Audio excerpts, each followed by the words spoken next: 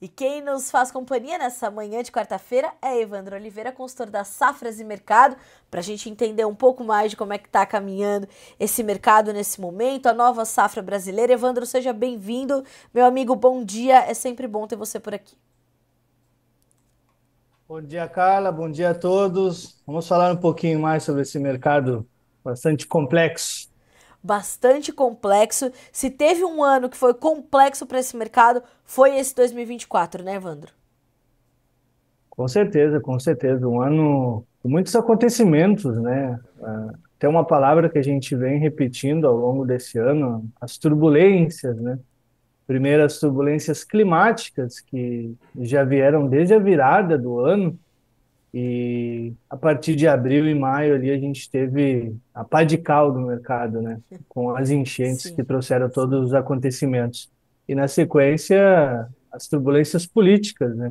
Que perduraram ao longo do ano. Lembrando que nas últimas semanas o governo voltou a falar sobre o mercado, né? Então, ainda não desistiu de, de intervir no mercado de alguma forma, né? Agora não mais em questão de importações, mas em relação agora a estimular a produção, né, e outras medidas que vêm sendo adotadas. E o que não é uma novidade, né? Não é uma novidade porque a gente sempre fala que é um mercado muito sensível a interferências políticas. Então, muita incerteza também e um cenário bastante complexo esse ano.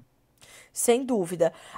Evandro, hoje o CPE apontou, inclusive, essa baixa liquidez do mercado, nesse momento, por conta de uma queda de braço entre compradores e vendedores. Como é que você avalia esse movimento, Evandro? Isso realmente está acontecendo nesse momento?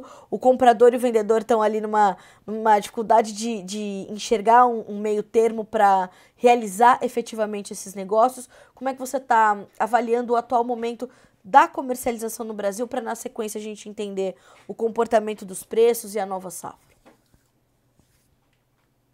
Então, Carla, por isso foi muito importante a gente começar com essa introdução, né, falando a respeito das turbulências, porque o que a gente vive nesse momento, em partes, é um reflexo de tudo que aconteceu no primeiro semestre. Então, no momento onde os consumidores tiveram essa, essa notícia, né, essa possibilidade de que fosse faltar produto no mercado, houve aquela corrida aos supermercados que é característica em períodos difíceis, né? O mesmo ocorreu, por exemplo, na pandemia e voltou a ocorrer agora no primeiro semestre por conta das enchentes, né? Onde se discutia a possibilidade de que fosse faltar produto, o que era desmentido por toda a cadeia produtiva, sendo o grande problema o escoamento, a infraestrutura, algo que poderia ser mais facilmente corrigido, né, ou auxiliado ali para que houvesse um escoamento. Então, por conta disso, os consumidores se estocaram no primeiro semestre, meados de maio, início de junho, e a gente sabe, né, duas culturas que andam de mãos dadas. O feijão acabou sofrendo com isso também, porque o consumidor, assim que coloca um pacote de arroz no carrinho, ele acaba levando um de feijão junto. Então, são dois mercados que passam pelo mesmo problema. E um consumo que travou a partir de junho, início de junho, né, por conta desses reflexos, o mercado travou. Mês de julho é característico pelos recessos, né, do mês de julho, mês praticamente morto no mercado, onde nada acontece. Agosto tivemos uma lenta recuperação no consumo, com empresas reportando 80% das metas batidas, o que diante de um mercado travado não foram resultados tão ruins. E setembro já iniciamos com o mercado voltando a apresentar sinais de lentidão. E ainda por cima temos praticamente o mês todo, né, as comemorações da Semana Farroupilha, né, da Revolução Farroupilha, um feriado muito tradicional no Rio Grande do Sul, onde a comercialização acaba ficando em segundo plano. Então, com o consumo travado e negociações travadas, o varejo não consegue absorver a elevação nos custos da matéria-prima que a indústria tenta repassar. o produtor pede acima de 120, a indústria afirma que só consegue pagar em torno de 117, 118. E lá na ponta está o varejo, sinalizando que o consumo está enfraquecido. Qualquer ajuste nos preços nas prateleiras vai piorar essa situação. Então, por isso que há longas semanas vem se falando nessa questão da queda de braço, do desalinhamento entre os preços da matéria-prima e do produto beneficiado. Então, essa é a grande dificuldade, tanto do mercado do arroz quanto do mercado do feijão nesse momento. Uma, um reavivamento, né? Uma recuperação do consumo interno que segue bastante enfraquecido. Agora, Evandro, isso tem uma forma de terminar essa trava na comercialização? Pode se dissolver, pode se dissipar à medida em que o consumo for mudando também nas outras pontas que vão além dessas duas, né? Nós temos uma perspectiva de melhora desse cenário, ou é um quadro que ainda tende a permanecer aí nos próximos meses, pelo menos? Então, cara, nos meses anteriores nós tínhamos as exportações, né?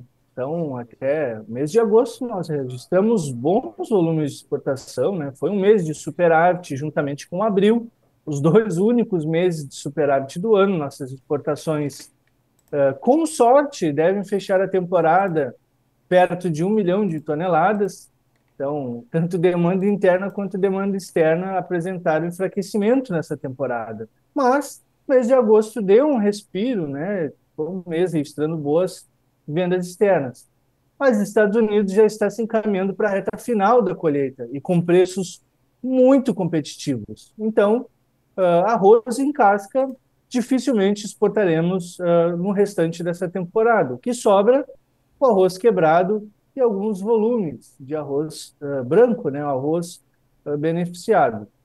Então, pode ser que alguns volumes dessas duas variedades venham a dar uma liquidez para o mercado.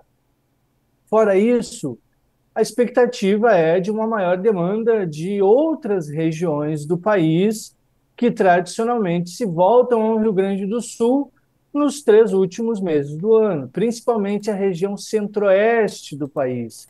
Já há sondagens de empresas do Mato Grosso que devem direcionar suas compras ao Rio Grande do Sul, né? Não tendo a possibilidade de importar ainda do Mercosul, né? Principalmente do Paraguai, que deve colher só perto da virada do ano. Então, essas outras regiões devem direcionar suas compras ao Rio Grande do Sul. Santa Catarina foi um estado que já andou efetuando compras em semanas anteriores. Então, essa demanda de outros estados pode vir a trazer, né, uma maior liquidez para o mercado. Pode ser que venha a trazer esse fôlego positivo para o mercado, que por enquanto segue na neutralidade, né? E mercado tem. Recentemente tivemos sondagens de importadores, né, possivelmente da Costa Rica, que vieram para o mercado oferecendo preços ao redor de R$ 120 FOB, fronteira oeste, perto do que os produtores estão pedindo. E rapidamente fecharam algumas cargas, o que mostra que mercado nós temos. O que falta é esse alinhamento entre o que pedem os produtores e que ofertam os compradores, né? Então, o mercado vem dando sinais de que em breve deve sim se alinhar e a expectativa recai sobre o mês de outubro. Evandro, como é que você está avaliando a nova safra brasileira? E em algum momento ela vai ter também um espaço maior, aí sim o Brasil recuperando um espaço maior no mercado internacional, podendo a voltar a exportar de forma um pouco mais robusta, um pouco mais consistente. Agora é olhar também para essa nova safra, olhar para essa nova safra vai ser importante? Com certeza, principalmente para recuperar as exportações, né? Para recuperar o México, principalmente, né? Nosso grande comprador de arroz em casca na temporada anterior, que não participou da nossa balança comercial nessa temporada. Então, as perspectivas apontam, né, de que no pico da safra, né, no pico de entrada de oferta da safra, lá em meados de fevereiro e março, as perspectivas apontam para um piso do mercado de arroz entre 80 e 90 reais por saca. Isso se a gente for converter para dólares, ali, né, em torno de 15, 16 dólares a saca de 50 quilos, seria uma condição bastante competitiva. Lembrando que, nesse momento, os Estados Unidos estaria entrando na sua entre-safra e possivelmente com preços mais elevados. E aí as chances de recuperarmos aquela diferença, né, de aproximadamente 100 dólares por tonelada, que compensaria o frete, uma vantagem que potencialmente traria de volta o México às compras, direcionando suas compras de arroz em casca para o Brasil, o que daria indícios de uma temporada com melhores exportações, né? Potencialmente com maiores compras da Costa Rica, que é um país que tem preferência pela qualidade do produto exportado pelo Brasil. Maiores compras também da Venezuela, que foi um país que resistiu nessa temporada, comprando bons volumes, tanto do arroz em casca quanto do arroz branco, já beneficiado, né? Então, essas são as perspectivas. Uma ampla oferta em toda a região arrozeira do Mercosul, que, juntando a produção dos principais países, tem potencial para ficar perto de 16 milhões de toneladas, com estoques de passagem do Brasil estimados para mais de 1 milhão de toneladas, né, para a próxima temporada. Então, haverá sim uma grande pressão de oferta e com preços ficando muito mais competitivos, né? Obviamente, o dólar é um fator de incerteza, né? A gente sabe que o dólar tem apresentado alta volatilidade. É um fator de incerteza, assim como o clima, Carla, que não está fácil aqui no Rio Grande do Sul, assim como em toda a região arrozeira do Mercosul. Paraguai, com uma forte estiagem que praticamente secou os principais rios do país, Argentina passando pelo mesmo, e o Rio Grande do Sul, que não para de chover, né? Então, o cenário anda com muitas incertezas ainda e há essa necessidade dos agentes redobrarem as atenções sobre esses elementos. Ou seja, há uma boa perspectiva para essa nova safra do Mercosul, porém a certeza de que essa safra virá nessa totalidade ainda não. E isso deixa o mercado, portanto, bastante cauteloso. É assim que a gente pode entender esse momento, Evandro. Com certeza, o tom é de cautela, o momento é um momento de cautela. Temporada anterior, né, só se descarta a possibilidade de uma ampla oferta se o Laninha vier com uma forte intensidade, né, trazendo uma estiagem severa para a região sul do país e condições de chuvas torrenciais para a região norte e nordeste do país, né, que são duas regiões que estão ampliando o seu interesse pela cultura do arroz, assim como a região centro-oeste também, cada vez ampliando o seu interesse pela cultura do arroz. O arroz está sendo ampliado em praticamente todos os estados do país. Então, confirmando-se um laninha de moderada a fraca intensidade, a produção deve ser elevada. Mas, nesse momento de plantio em toda a região produtora, né, do Mercosul, o clima não está contribuindo, né? Então, temos aí as queimadas no Brasil, em toda a Amazônia, na verdade, né, atingindo praticamente toda a América do Sul, uma forte estiagem, e aqui no Sul, chuvas que vêm atrapalhando os trabalhos de plantio, né? Muitos ainda estão recuperando o solo e o clima não está contribuindo. Então, a palavra seria essa nesse momento, né? A cautela, todos os agentes mantendo cautela e focando nos trabalhos no campo. Evandro, desde que as enchentes acometeram o estado do Rio Grande do Sul, houve uma. Na verdade, antes até, o governo já vinha colocando, porque, como você falou no início da sua. Trouxe no início da sua fala, o mercado do arroz e o mercado do feijão são dois mercados muito conectados no Brasil à popularidade do governo. E o mercado de arroz, ele entrou num radar ali do governo, do Ministério não só da Agricultura, mas do Desenvolvimento Agrário de forma muito intensa, né? De forma tal que em algum momento, inclusive, houve esse entendimento de que o mercado estava tentando ali controlar esse mercado, quando promoveu ali né, a possibilidade dos leilões acontecerem, de arroz importado, zerando o TEC, trazendo 7,2 bilhões de reais para fazer a compra desse arroz. Quer dizer, isso causou uma distorção, um caos instalado nesse mercado. Como é que você está avaliando agora, diante desse quadro que se desenvolve no campo, entre os produtores que investiram e na coragem estão fazendo mais uma safra, aí no Rio Grande do Sul que não para de chover, outras regiões sofrendo com a seca. Como é que você está avaliando o comportamento do governo agora diante desse mercado?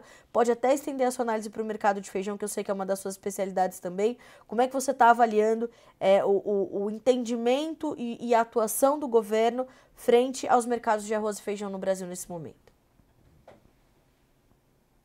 O governo sentiu que a medida acerca de importações por parte da Conab não faria sentido, né? Não haveria operacionalidade e nem o expertise necessário, o que ficou comprovado, né? Com todos os acontecimentos que tivemos. A partir daí, o governo começou a estimular a produção dessas duas culturas em áreas mais deficitárias, né? Obviamente, isso após a retirada da TEC para importações fora do Mercosul, o que trouxe uma enxurrada de arroz asiático para o Brasil, né? Foi outro fator que trouxe um novo elemento que não se esperava para essa temporada. Temos que lembrar que boa parte da cadeia produtiva do arroz se encontrava com alto endividamento. Até agora tivemos uma renegociação, né, uma extensão do prazo de renegociação dessas dívidas dos produtores para o fim do mês de setembro, uma medida trazida pelo governo que foi, em certo ponto, positiva, né, um respiro para os produtores. Mas temos esse grande problema para resolver e tivemos essa enxurrada de produto asiático nessa temporada, que foi um elemento fora das expectativas. Se esperava que tivéssemos uma ampliação das importações, mas essa retirada da TEC foi uma surpresa.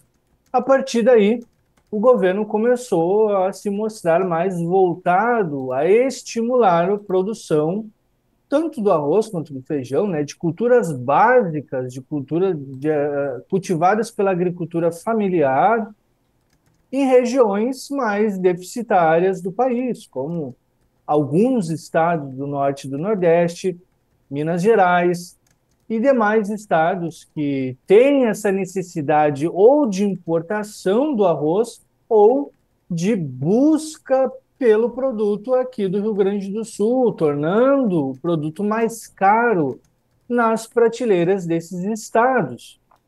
Então, o governo passou a estimular, né, até facilitando a aquisição de insumos, estimulando, né, através de instituições, a produção nesses estados. Então, por enquanto, o governo tem insistido nessa medida, o que, em certo ponto, é positiva, né, porque pode trazer uma melhora regional em termos de preço. Essa medida não é vista pelo mercado como potencial para trazer pressão de oferta, né? Não seria algo que viria a trazer um grande impacto na produção nacional, mas serviria para, pelo menos, trazer um alívio regional nos preços, mas também traz preocupações por conta da cultura do arroz não ser uma cultura fácil de se trabalhar, principalmente em ecossistemas que não são os ideais, como ecossistemas de planalto, de sequeiro, ou em regiões, né, que não têm essa capacidade hídrica, que podem passar por doenças diferentes ou outros problemas que elevam o custo de produção, o que levaria também endividamento para essas famílias que não estão acostumadas a trabalhar com a cultura do arroz. Então, de um lado, temos uma perspectiva positiva, onde tudo dando certo pode trazer um alívio regional, e de outro lado temos essa preocupação do governo incentivando produção da cultura do arroz em áreas que não são ideais. A gente sabe que a cultura do arroz ela é ideal no ecossistema dos pampas, né? Aqui em áreas de várzea, áreas de terras baixas, com boas condições hídricas e, obviamente, com boas condições de incidência solar. Então, temos esse novo elemento, né? O governo incentivando a produção, enquanto a parte das importações ficou só com a retirada da técnica. Bom, são pontos fundamentais para entendermos qual vai ser o impacto disso para essa nova safra, para esses novos negócios. Você certamente estará conosco em mais momentos aqui no Bom Dia Agronegócio. Evandro, é sempre um grande prazer ter você aqui, porque você faz essa análise muito completa, que vai do plantio que está acontecendo até essa movimentação política em torno do mercado do arroz.